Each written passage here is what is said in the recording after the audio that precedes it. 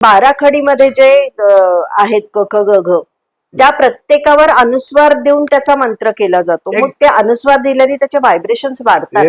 Exactly. अनुस्वार म्हणजे बिंदी आहे, बिंदू. तर बिंदू म्हणजे काय? या विश्वातलं सूक्ष्मतम रूप आहे ते बिंदू. या बिंदूपासून हे सगळं विश्व प्रकट झालेलं आहे. म्हणजे बिंदूला टेकून दुसरा बिंदू ठेवला, त्याला टेकून तिसरा बिंदू आला, त्याला टेकून तिसरा बिंदू आला, तर तयार कुठलं आकृतीबंध होतं? रेषा.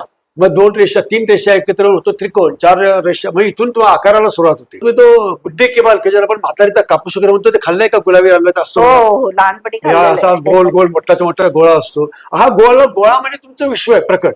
पण तो जर दाबला तो अगदी तिळाचा दाणा इतका बारीक होतो. तो गोळा म्हणजे बिंदू. बिंदू म्हणजे काय? अणूचं प्रतीक आहे. बिंदू म्हणजे आण्विक एनर्जी असलेल्या प्रचंड शक्तीसह स्पंदनांचा समूह आहे.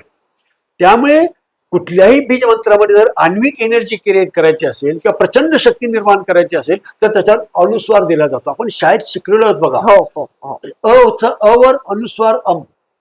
तो खरं माझ्या दृष्टीने त्याचा अर्थ असा आहे की अचा अणुस्वर अम.